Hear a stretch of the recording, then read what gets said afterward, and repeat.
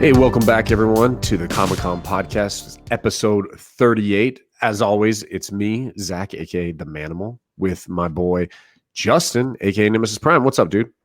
What's going on, everybody? What's up, Zach? Man, if you people thought I was tired and it was late that we started recording with Amy and Lou a couple weeks ago, I am exhausted. I just did an hour and 15-minute whatnot sale, and my voice is shot. So this may be a shorter episode, and Zach may be talking more than me today, but it's good to be back, man. It's good to be back. We had a great live show last week. We were live on YouTube, right? Yeah, we did. You know, occasionally we do the live YouTube thing. We had Greg from MTG Comics come on and talk to us about the KingKon Con, and we'll talk about that a little bit as well. Justin's going to give us some highlights and on the convention and what he found and how it was and everything. So we'll definitely touch on that. So, you know, it's fun doing some of those, like the live ones, but it's definitely like I prefer to be back like this. You know what I mean? Like I prefer the podcast format rather than the YouTube thing. So it's good, man. We're back in business. And, you know, as always, the comic community, we have a message from someone in the comic community. Justin, why don't you hit that for us? Yeah, right here.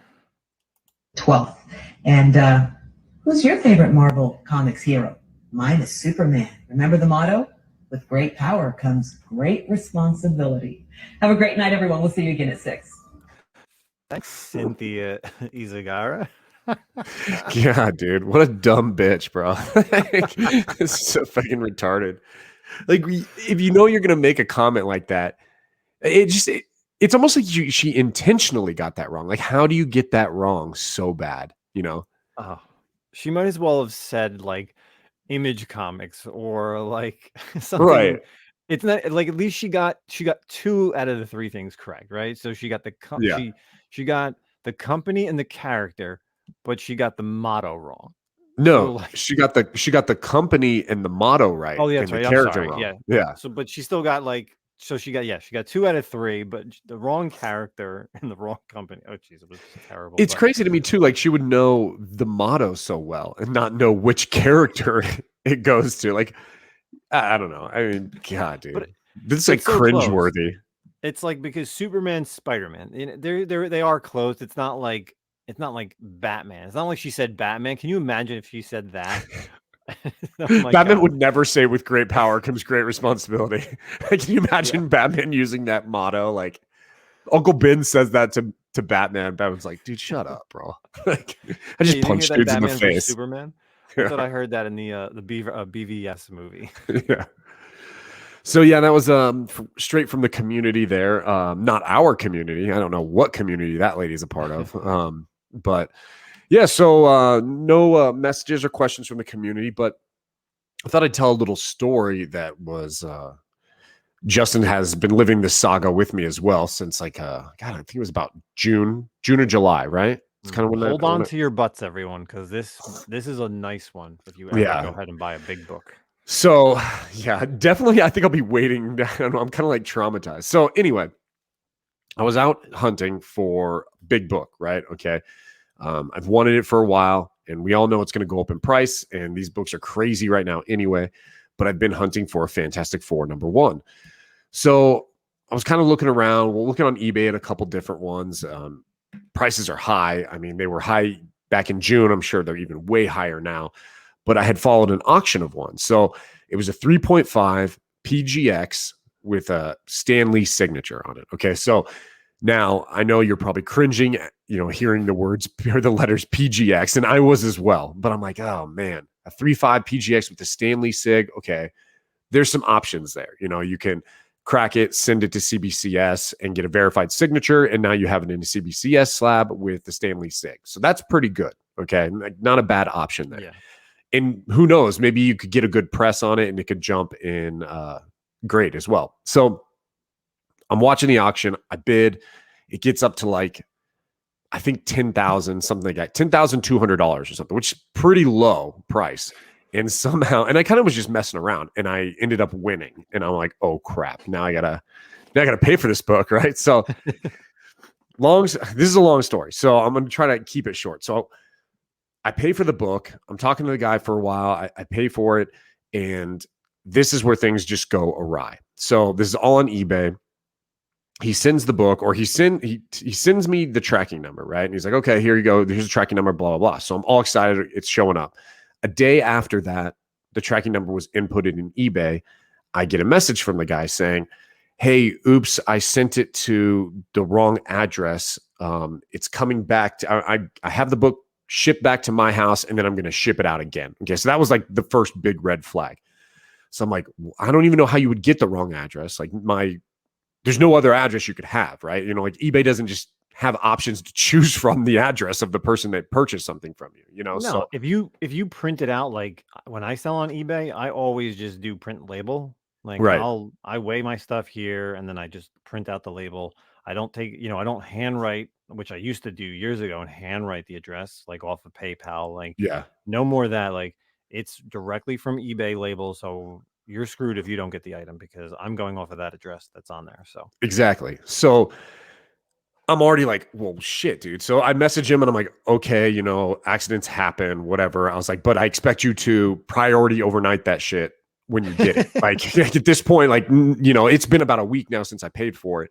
And when you get it back on Friday, I think it was a Friday, he was supposed to get it back, priority overnight that. And he was like, yeah, I can do that.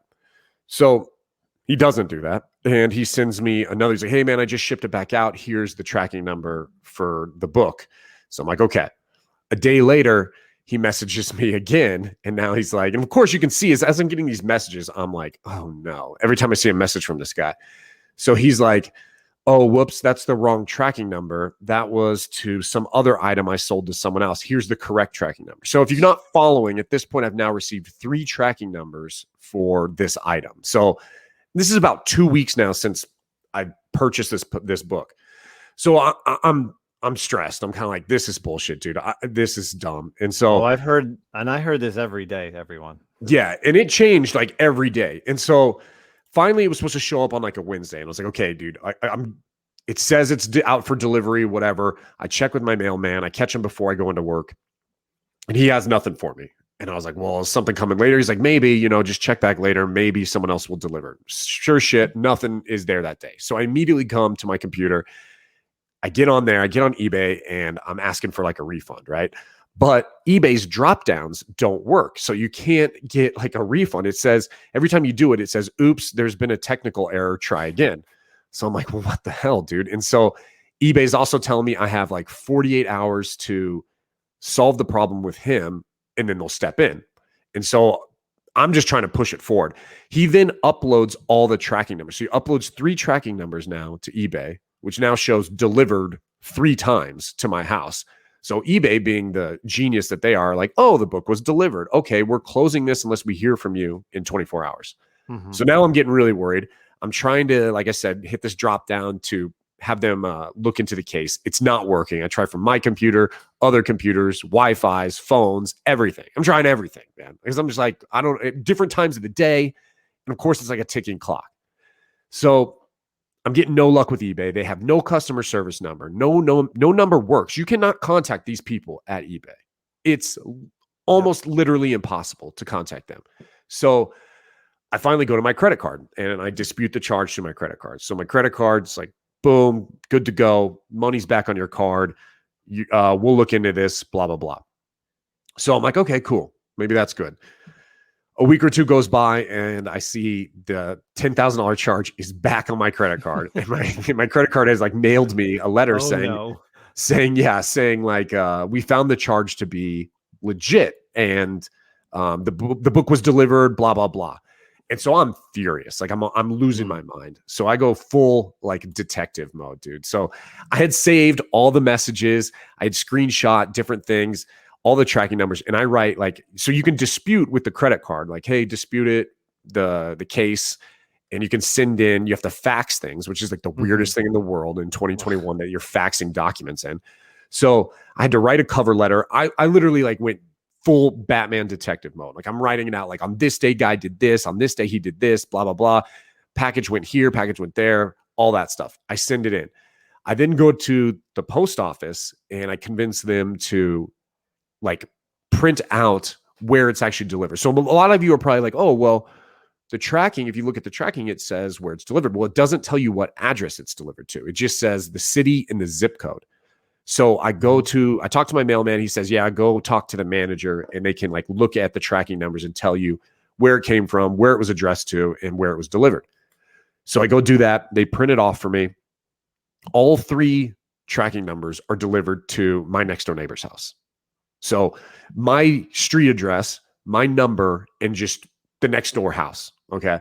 So they also show like the weight of and the package size, right? So we all know you're shipping a slab. It's like what? Probably like just about 2 pounds. 2 pounds, right? Yeah. So all of this shows like one of the packages is like 0.8 ounces or like 8 ounces. One's like 1.2, nothing close to what a slab is, right? Yeah. So I'm like, okay, this is definitely fraudulent. Like this, I don't know what the guy's strategy here was. I think maybe he picked the address so it showed delivered next to my house. Who knows what he sent? Maybe he sent like garbage junk mail or something just so it showed delivered. I have no idea.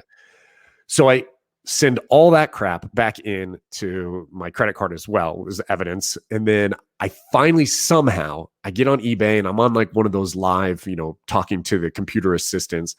And I'm going down the rabbit hole here. I don't know how I got to where I got to. And something pops up like, hey, want to have someone call you? And I was like, oh my God, yes, please call me.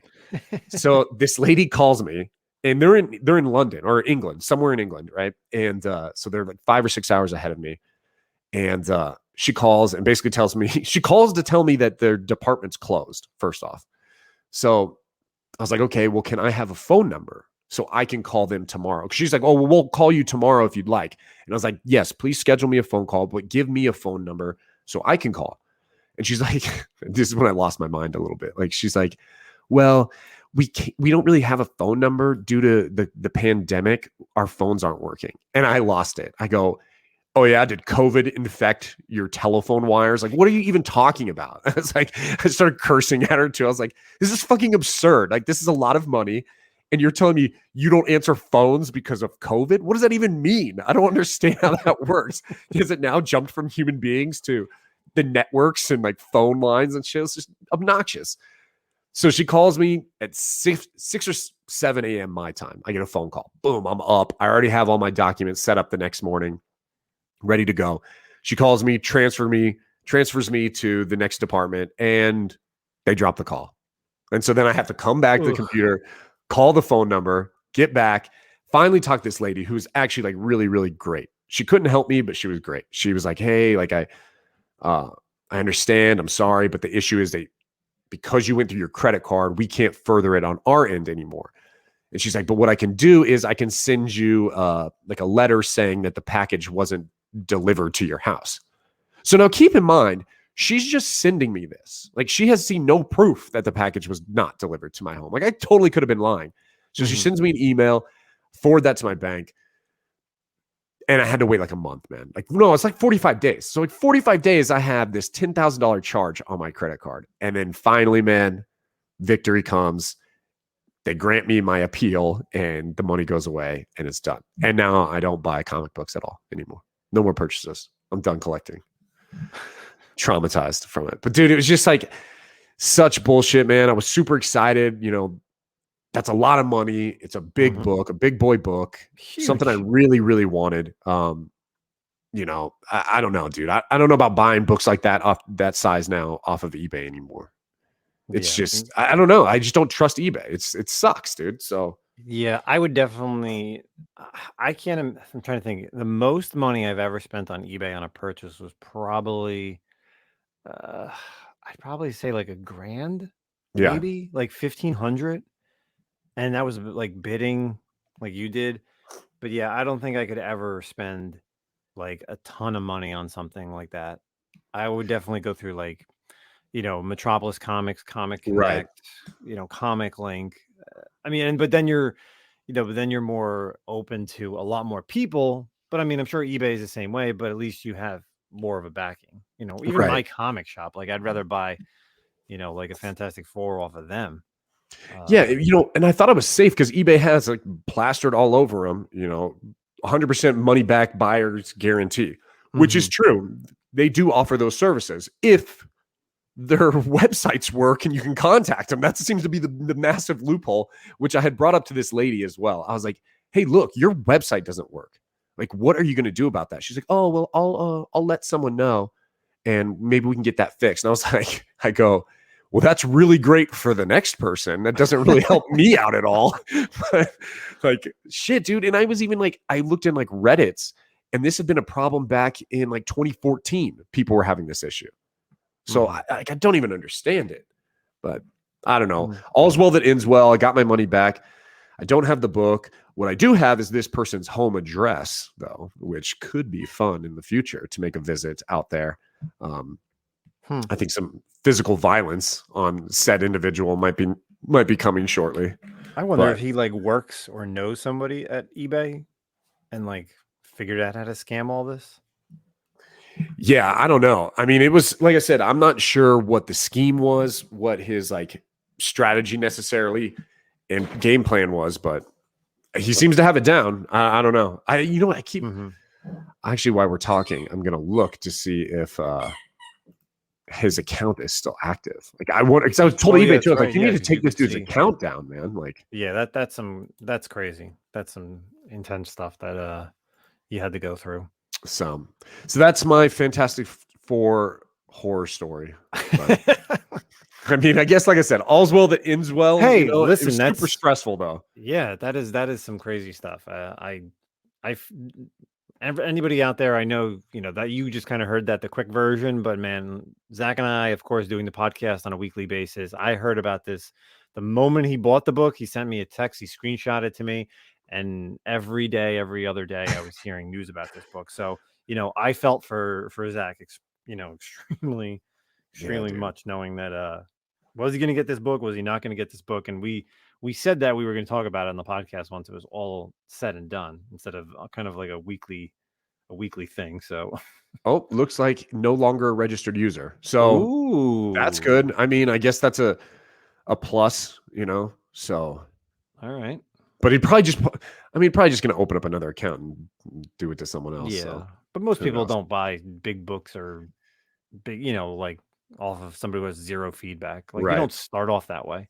Yeah. But anyway, so what do we got? What articles? You found a couple articles. Well, yeah, but before we get into that, going back to our community section. Oh, so yeah. Of course, like, as I said earlier, we had Greg MTG Comics on last week. We're live on YouTube because we were talking about his convention, the KingKon convention here in New Jersey. So I kind of really wanted to talk about that. Just kind of give a recap of the show. It was great. It was your typical comic book show at a hotel. It was two decent sized rooms. You had a ton of people from the Instagram and YouTube community that were our vendors. You had the New York Warriors, you had Erod 212, you had Very Gary, you had Exolutionary Comics, you had Street Side Anthony was there. Pressable Defects. The Pressable Defects, because they sponsored it. So Jay was there doing interviews. You had 3 Men in a Basement. NRG Comics was there from New Jersey. There was so many people that were new vendors, people that were old vendors who I just kind of see at like the local shows here in Jersey. But for the most part, it was great. Everybody was there hanging out. I was there. I could not believe I got there at like just shy of 9 o'clock, and I didn't leave till 4 o'clock ish. And then we went to the after party. But how far of a drive was it for you? Like a 15-minute drive. Oh, awesome. So you didn't go out like the night before or anything like that? Oh, yeah, no. It was definitely not that far for me to drive. But the fact that like I was literally on my feet from 9 o'clock until 4, I didn't eat anything all day.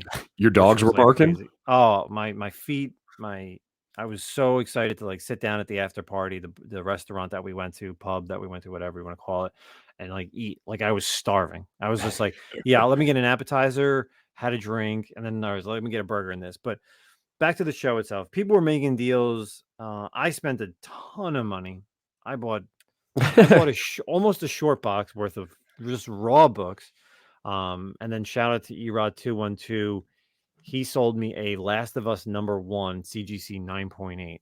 So it was, you know what it is? It was a very low print run series. It was a 4-issue prequel to the video game. Of course, it's coming to HBO. And of course, I bought it on Saturday. And then Sunday, they posted that teaser picture of Joel and Ellie online. So I was like, well, I'm glad I bought the book.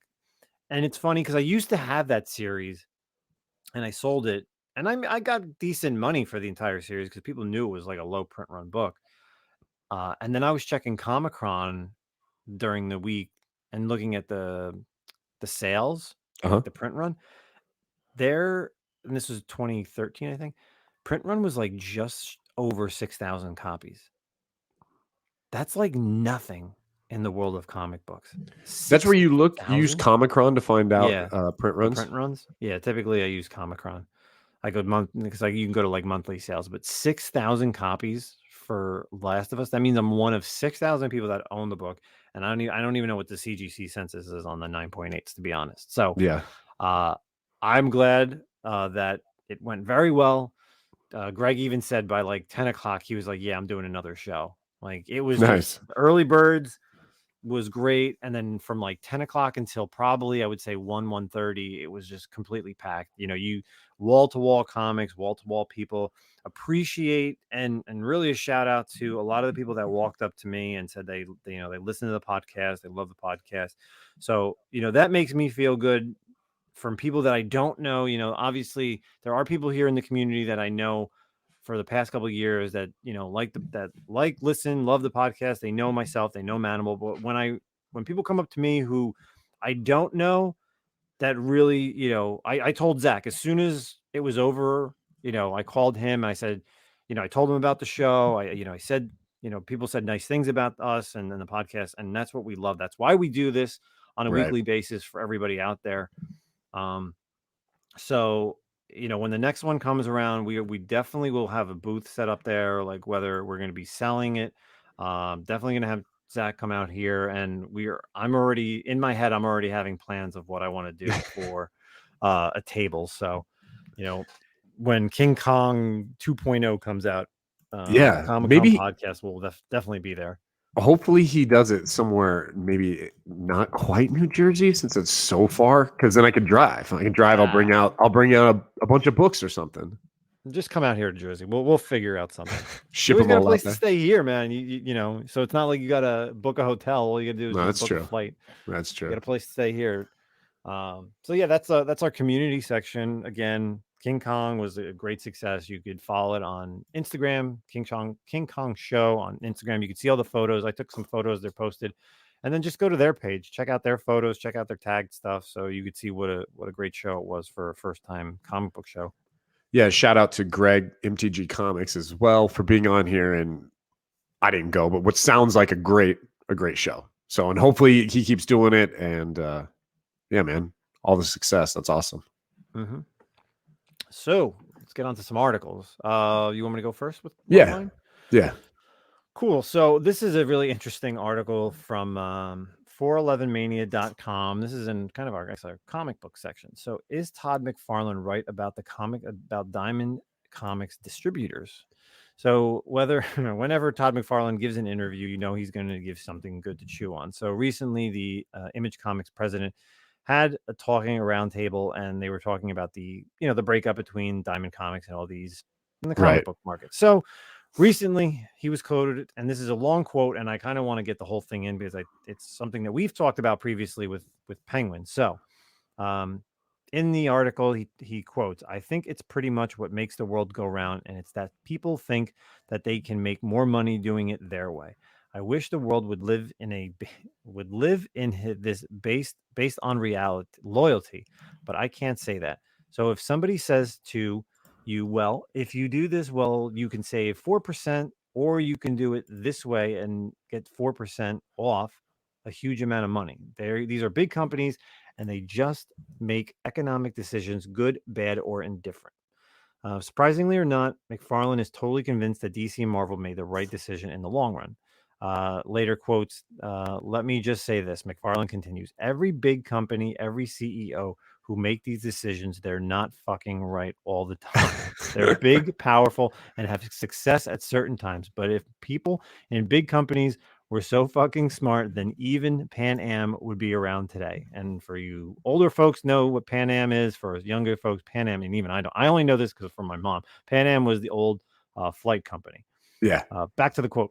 "Just take a look at the Dow Jones from 1965, and a third of those companies aren't even around anymore. They don't even exist on this planet." I'm sure people at that time thought they were so smart and made all the right decisions, but that's not always what happens. So I think they're doing what they think is smart for today, and history will show us what happens next. End quote. So what do you think about that? I mean, so I don't know. I think Tom McFarlane lives in fucking fantasy land, first off, where he's like, oh yeah, I just wish everyone was loyal. Okay, dude, you left. First off, I feel like he's contradicting himself. Like he's like, everyone's doing things for money and I wish everyone was loyal. Bro, you left the big publishers because of money, because you wanted, creator owned, and because you wanted the rights to your stuff, which I agree with. Like you should have that. So don't be upset when other businesses do the same thing. Like he said, that's capitalism, bro. I mean, that's how it works. You're always trying to reduce your overhead and your, cost to be better. I mean, it's a business. That's what it is. Now, Diamond, dude, fuck Diamond, honestly. Diamond has had like a monopoly and a grip on comic books since like the 90s?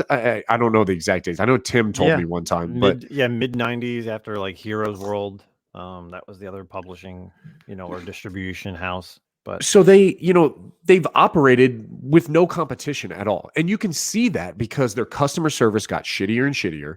Their packaging got horrible. Their shipping, they didn't care. I mean, they just throw the books in the thing and mess it up. Like I talk to my shop owner all the time. And especially we've been talking about this conversation for a while now, since Lunar and the DC, and now we always talk about it. In fact, next week, I believe, is the first week with Penguin and Marvel. So God only knows how that's going to go. But, he brought up a lot of points. He's like, dude, I was nervous with the DC Lunar thing. He goes, but when they switched over, he's like, it's awesome. He goes, the books come like 4 days early. He typically has his next week's books almost the week before. Yeah, usually like when the new books are releasing, you're already getting next week's books. Right. So like DC's like ahead. Yeah. And then they also have them, like he said, they come like wrapped in a box within a box. So it's like the books will be wrapped up in bubble wrap, and then they're in a box, and then there's bubble wrap in between the next box. So he says they come like great, impeccable, like shipping and awesome. He said reorders are super easy. The thing he hates, obviously it's annoying, is he has to have like multiple accounts now, rather than when Diamond, obviously you only had one account. But dude, he's also told me horror stories about the stuff Diamond did to like make money. I can't remember. There was something about shipping where they added, I know what it is. If you wanted your books early, if you wanted your books like by Tuesday so that you could have them for, Wednesday comic book sales, you had to pay something like $5 extra additional. So think about that. $5 every week for your books times all the comic book shops. How much money did Diamond make on that bullshit charge? So, I don't know. I like diversity. I like there to be options. I think it's great that companies like Lunar and Penguin are out there as well. I don't know what Diamond's going to do. Marvel's now gone as well. Diamond pretty much only has IDW, Boom, and Image. And I think my shop owner told me that IDW is leaving soon too. Might be going to like a Lunar or something. So I don't know, man. Yeah, it's going to be interesting. 2022, 2023, once it's all said and done, when there's two different distributions, we'll see a change. But I think someone like Todd McFarlane is a great speaker because, he has this big company of Image and he understands it. Yeah, but I wonder if he does, though. I wonder if he does, though. Like, he's thinking from like his point of view. How much is he really affected? He's not affected at all. Image isn't affected by Diamond.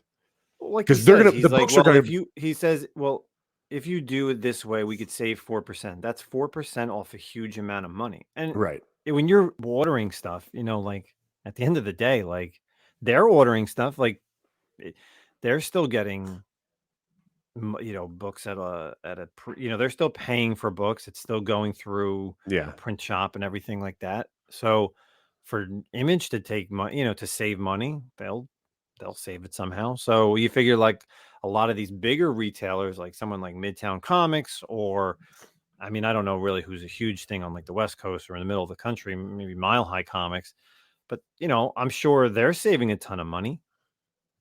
Yeah. I don't know. Honestly, I don't really know anymore. I As think long it's as we get our good books, right? as long as I we get the think books. everybody Yeah, listening dude. and you and me, like Right. we get our books. That's all that And I matters. hope Like, I'm scared to see what this week's going to be like for Marvel. God, I'll tell you what, Lunar was great, dude. Lunar, and I have hopes that Penguin will be too. This is a massive. Penguin's like the largest book publisher in the world, yeah, I think. Now, yeah. granted, everyone's like, well, they've never dealt with comics before. Well, relax, bro. Like, it's not like comics are so hard to deal with. You know what I mean? I think they Mhm. understand like quality of books and shipping and whatnot. Like, I have faith in them. So, they probably have a bigger system and a better warehouse as well and customer service. So, it might be a little rocky at first, and then hopefully it'll smooth out. So, Definitely. Cool. yeah. So you had Let's another. Yeah, so this one is a little bit interesting. This is a little bit of a rumor mill, but we're at least going to run with it. So over at Geekosity Mag, our man Mikey Sutton, article just came up on board 2 days ago. So it says the Ayer cut of Suicide Squad rumored for HBO Max in 2022. So we all know that back in 2016, David Ayers did the Suicide Squad movie, and it was kind of shitty, I guess is the word to say. So then we got the James Gunn Suicide Squad this year, and it kind of won over some critics, but not the general audience because people weren't filling the seats of theaters because of course it got released similar to Black Widow, is in theaters as well as on HBO Max. So Yeah, what do they call that? Day and something. I don't even know. On demand release day or something. But yeah, something like that. Whatever the case may be, over Geekosity Mag. So back in March of 2021, Warner Media Studios CEO Ansonoff said, "We won't be developing the David Ayers cut." Well, 2022, that is no longer, something that what someone says is maybe a possibility. So David Ayers is basically saying, he's like, the studio cut is not my movie. The studio cut is not my movie. Read that again. And my cut is not the 10-week director's cut. It is fully mature, edited by Lee Smith, standing on the incredibly work of John Gilroy. It's all Stephen Price's brilliant score and not a single radio song in the whole thing. So it's done. It is basically exactly like Zack Snyder's movie. It was done. We could get this movie coming out in HBO Max because yes, we're going to get Peacemaker next year, but with a lot of people didn't really like the Suicide Squad. We had on our friend Matt, X Last Level Comics. He wasn't a fan of Suicide Squad. I liked it, the new one, but I do like the old one, and I do think that when we originally got those trailers that came out for Suicide Squad, you could, and I said this when we did our Justice League movie review, like you saw the shift from when it was Zack Snyder to when it became Josh Whedon. And I feel like it's the same thing with like Suicide Squad. When you saw early stuff and early clip, you knew that it was David Ayer's cut. And then throughout the process, the studio steps in and says, "Well, change this, change that. Let's make it more like Guardians of the Galaxy. Let's make it more up in the up." But Suicide Squad is not that, man. It's not. So I really want this to happen. If the movie's done and they don't need to go back and they don't need to get these characters to dress up again and film anything, just release the movie. It's done. Yeah.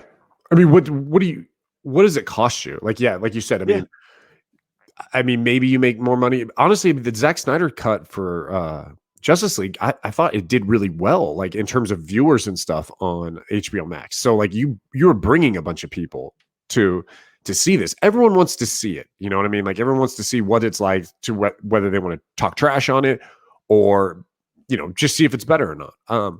And I'm with you too. Like I liked Suicide Squad. I liked it better when I rewatched it. So I rewatched all of them in preparation for Zack Snyder's Justice League cut, and I liked it, man.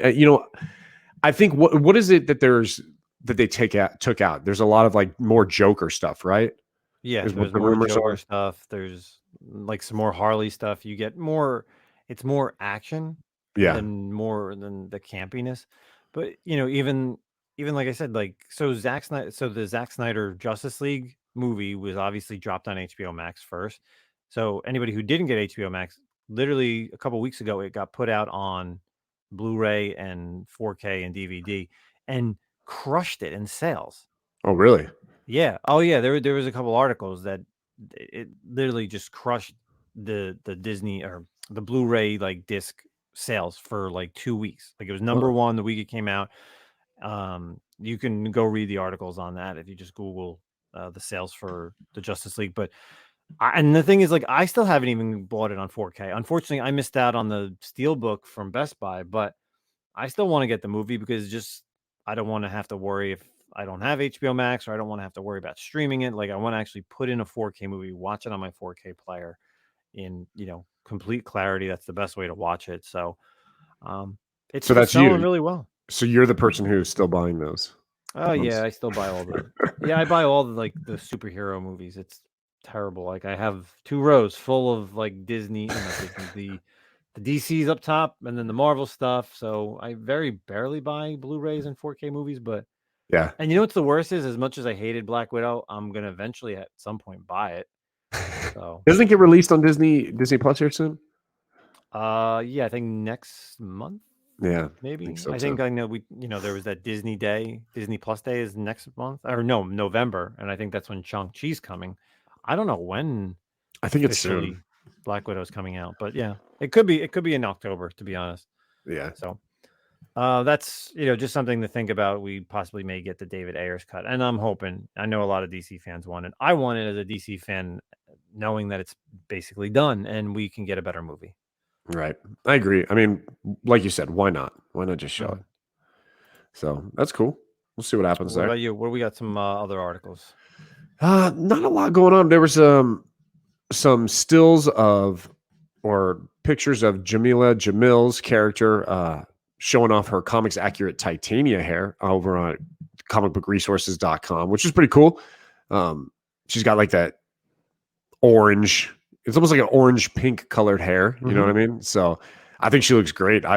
I'm super excited for her portrayal of Titania. I think she's a great actress, and I'm pretty pumped for that one, the She-Hulk one. Honestly, all those Disney Plus shows, like I'm a big Moon Knight fan, but like the ones that I'm not such a big fan of, like She-Hulk, Ms. Marvel, I'm excited to see these things, and I like the fact that Disney Plus. We've talked about this a bunch, but I like the fact that Disney Plus offers, an opportunity to explore some of these characters, because not every character needs to be on the big screen or can even handle the big screen, and some characters have the better story in long form. And so I think it'll be really awesome to explore these characters that way. And then what I really want to see, I wonder who it's going to be. Let's take guesses right now. Based on what we know right now, Disney Plus shows, who do you think is going to be the first Disney Plus character or first character that's like premiering on Disney Plus show to show up in a live action movie? Well, unfortunately, we know with the next Captain Marvel movie, they're all going to be on screen. So we're going to see Monica Rambeau like as an adult, even though we saw her as a child in the first Captain Marvel. You're going to see Kamala Khan, Ms. Marvel. I don't know. I think like Kate Bishop could show up before her? Because the Captain Marvel movie is not coming out till like 2023. Yeah. So do I think based on the timeline of their movies, do I think somebody else could show up? I know I recently posted on the podcast's Instagram. So like the Marvels is next year at the end of the year. Wakanda is in July. Black Panther Wakanda Forever is in July. I don't think anybody's really going to show up in Thor. So yeah, I mean, I guess it's the Spectrum Photon, whoever Monica Rambeau is going to be, and Kamala Khan is going to be in the Marvels that's coming out next year. But who do you think will be on the Avengers, though? I guess that's maybe what I should have said. Which character do you think will be upgraded to an Avengers team first from Disney Plus? From them, I would think Monica Rambeau. You think so? Yeah, I think she would be on it. I definitely think it's going to go her. But that so not only that's not to say. So here's the thing. Do you think that maybe one or more of these characters could show up as like an end credit scene? Like, are you counting that as like also on screen, or are you talking like just in the world, like in the movie? I guess it's like a main character, yeah, like an actual like plot point in the movie. And I think as you kind of clarified it for me too. I think what I mean is who's getting promoted to the big league. What Disney Plus character is making the cut for the future Avengers team? Yeah, I think they're really pushing the Marvel stuff. So Monica Rambeau, Ms. Kamala Marvel. Khan, and then I know there's a bunch of unlisted movies for like 2023 and 2024. I think if Hawkeye does well, I think we'll see Kate Bishop in the big screen.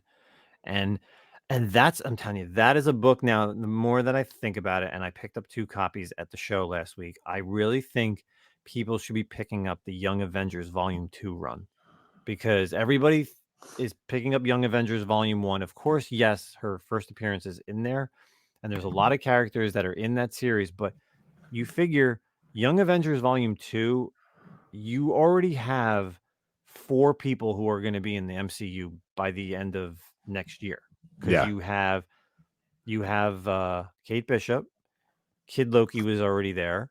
You have America Chavez, she's showing up in the Doctor Strange movie, so that's 3 right there. And then of course you have like if Wiccan and Speed come back. Right. I mean, we're really just missing. Actually, boom! I got you one more. You kind of have Iron Lad also, because we have Kang now, and Iron Lad's a version of Kang. Yeah, you could have him too. That's a possibility. Because I'm trying to think who else is on that team. Because I mean, it's a completely different team. Oh, and Stature as well. Oh, you're talking about Volume 2. Volume 2, yeah. Not the original team. But the original team, everybody has been in that except for Hulkling, technically. Right. But I really think Volume 2 is a better series to go after, because a lot of these characters are already part of the MCU by the mid to end of next year. Yeah. So just a thought. So if anybody's listening and you want a spec book, it's pretty cheap. Young Avengers Volume 2, number 1, because I'm sure the Volume 1 is outpriced everybody because of Kate Bishop. The Volume 2 issue number 1 is a good book to go after. So that's my little spec right there for everybody. There you go. Jump on that. So we'll round it out with what we always do, what we're currently reading. So if it's your first time tuning in, we always end our shows with kind of like what we're currently reading, titles that we like from like, current that just showed up, or maybe if we went back in the archives and read like an old series. So what do you got this week, Justin? So nothing actually new based on past couple weeks of reading, but since I was at KingKon last weekend, last Saturday, and like I said, I bought a whole short box worth of books. I found the entire run, and this is our friend Ken, who's artist that we've had on here, and he likes the anime. And he saw I posted this. I picked up the entire run of Mobile Suit Gundam 0083, which I didn't even know they did a comic series. So it's 13 issues. It's based off of the anime from Gundam 0083, and it's pretty much, I would say, exactly like how it happens in the episodes. So I literally, since I bought it on Saturday, I blew through all 13 issues over this past week. And now I went down the rabbit hole, and we'll be seeing, I've been trying to find other Gundam comics in various locations. So people that are following me on Instagram, Nemesis Prime, you're going to be seeing some pretty dope posts very soon once these books get shipped to my house. Nice. So a lot of Gundam in the near future. Yeah, because I can't find it anywhere online. So unfortunately, like, even like Comixology and other places don't have it. So, I had some money left over from last weekend's little comic show, and I decided to spend it on more comics online. So nice. Yeah, I'm excited. So that's my pick. It's, it's something old. It's dope. It's I didn't even, and luckily the guy had the full set, and literally in the whole entire room. Sometimes I try to find like anime or, I would say anime based comics, not manga, actual comic book format. So like they've done Ghost in the Shell, they've done what's it called, Appleseed, they've done obviously Gundam, there's different Dragon Ball Z, Pokemon, stuff like that.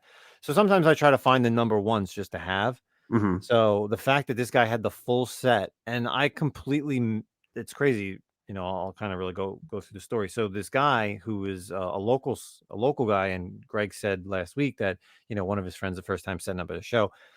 I went through his long boxes or short boxes. I looked at his walls. I ended up picking up a couple books, and then since I was there all day, I finally decided to go back through his set box, and he had Mhm. like 3 short or long boxes of sets. And I'm like going through and I'm like not really finding anything. And then finally, like I got to this big thing, and I like pulled it out, and it was the Gundam. And I was like, oh my God. I'm like, I'm totally down for 13 issues. He wanted $50. I was like, can you do any better? He gave it to me for $40. So Hell it was yeah. a steal. I mean, I would have taken it at 50 anyway. I mean, and it was so funny. He goes to me, he's like, are you going to read it? And I almost wanted to say no. I want to buy it and flip it for $400, even though it's not worth $400. But just as like a joke, I wanted Right. to say that to him. But I said no. I was like, hell yeah, I'm going to read it. I was like, I'm a huge Gundam fan. So that's my pick of the week. I know it went off topic, but what about you? What are you currently reading? So I had a couple books that came out. One that wasn't this week. It actually kind of came out a couple of weeks ago, but I got it in the mail recently. Was are you reading? And I'm actually curious if you're reading this. It's The Me You Love in the Dark. The Scotty No, Young. I haven't started it, but I know I've heard good things. Yeah, it's pretty cool. It's kind of fucking creepy though too. Like there's just like this chick's like painting this picture in a house or whatever, and it's supposed to be a haunted house, and then there's like this ghost that is like creeping around and doing stuff. Like she's in the bathtub and the ghost is like watching. It's really weird. It's very voyeuristic in this issue, and she's actually like communicating with the ghost. I'm sure it's gonna turn out to be this ghost not friendly. I don't think it's Casper by any means. So it was cool. I was actually really enjoyed this issue. It creeped me out, but I thought that was kind of fun. So that, How and many then issues are there? Is there only one or two so far? I think issue 3 comes out this week, actually, this upcoming week. So 3 issues, and I believe it could be wrong, but I believe it's just a 5-issue miniseries as well. Isn't it Scotty? It's Scotty Young. Yeah, Scotty Young. Okay. And I think Scotty Young does the writing. I don't have the issue. I put it away somewhere. But yeah, check it out. It's cool. The other book I really enjoyed this week was Inferno from the X-Men run. So Hickman is back writing this little Inferno. I think it's 4 issues, and it's kind of like the big deal right now in the X-Men universe. They're tackling some of the Moira McTaggart storylines that we haven't seen from House of X and Powers of 10. We're seeing the return of Mystique and Destiny, kind of like coming at odds with Xavier and Magneto, and everything's going to be coming to a head because of this run. This definitely is going to be like a big shaker, I believe, in this modern Krakoa era of mutants. So it was really cool. Mm-hmm. I enjoyed it. I'm looking forward to it going forward. And then, funny you mentioned that you kind of picked up that Gundam book and reading that. I've been reading some old obscure stuff. I've talked about it multiple times on here. The the Wheel of Time book series, the show's coming out. Yeah, there also was going back and forth. Yeah, and there was the comic book that came out a while ago. And I think it only covers the first book, and I've been reading those as well. So, which is a lot of Wheel of Time, because I'm currently reading the novels, reading the comic books, and really looking forward to the show. So basically, all I'm doing right now is reading Wheel of Time stuff. So, sometimes you find, like I said, I fell down the rabbit hole for Gundam. I'm trying to get all these, other series, because I know they announced the Gundam movie or Gundam series on like Netflix or something like that. They've done a couple, obviously animated, but I think they're trying to do like an actual live action Gundam, which is what everybody wants who's a big Gundam fan. So yeah, you fall down that rabbit hole. So yeah, man, and it's like you enjoy these worlds, and I don't know about you, but like when you're reading, whether a series of comics, or for me, it's like novels, and you finish the series and you're like, man, that's so good, but I'm so sad it's over. Like, and you have to like wait years. Like I know to myself, it's like, okay, I got to wait like 3 more years before I can get back in there and get back in that universe and enjoy it again. So I'm savoring it. I'm loving that there's so much right now. There's so many opportunities to kind of like enjoy the Wheel of Time right now. So I'm really, really pumped. I'm all in on it already, and I don't even know what the show's going to be like. I'm picking up these old low print run books as well. So yeah, man, I'm pumped. Yeah, we So that's definitely it. need to look and see what the Comic-Con says for that Yeah, Wheel of Time. What the I was actually like cruising on it while you were talking, and I couldn't figure it out. So maybe you'll have to do it. We'll for me. find out. We'll find it out after the show. Yeah, we'll look for it. So that's it. That's episode 38. Everyone, not too short, not too long today, but Justin had a long day, so we're gonna let him off. So you'll be listening to this October 1st. Damn. Welcome to October. Halloween time's right around the corner. Start getting those costumes ready, and maybe we need to do some kind of a Halloween theme. I'm gonna come up with something. We're gonna do some kind of Halloween theme every week. Comic-Con podcast, Halloween theme. I'm gonna figure something out. I got an idea. All right. That's all of you, man. Cool. Not this week, though, obviously. So every week following this week, I didn't realize this was going to fall actually on October 1st. So following this, there'll be some Halloween theme. We'll figure that out. Cool. Any last words? Yeah, I am going to see Venom tomorrow. So I'm sure you'll see it this weekend as well, just so you're not spoiled by all the stuff that's going to happen. But yeah, so I bought my tickets, seeing it Friday. I'm sure we'll talk about it next week on the podcast. So yeah. Or maybe we'll do a separate bonus segment for the people that didn't get a chance to see it, which I think sometimes I like doing that. I like doing the bonus content for just the movie reviews. Yeah, I think it's fun. I think it's a good idea. Cool. So episode 38 in the books. That's it. I'm exhausted. My whatnot sale. Now I'm gonna have to go edit this, go to bed, and pack up everything and ship it out. Make All sure right, you pack everybody. it nice. Thanks so much for checking us out. Later, everyone. Peace.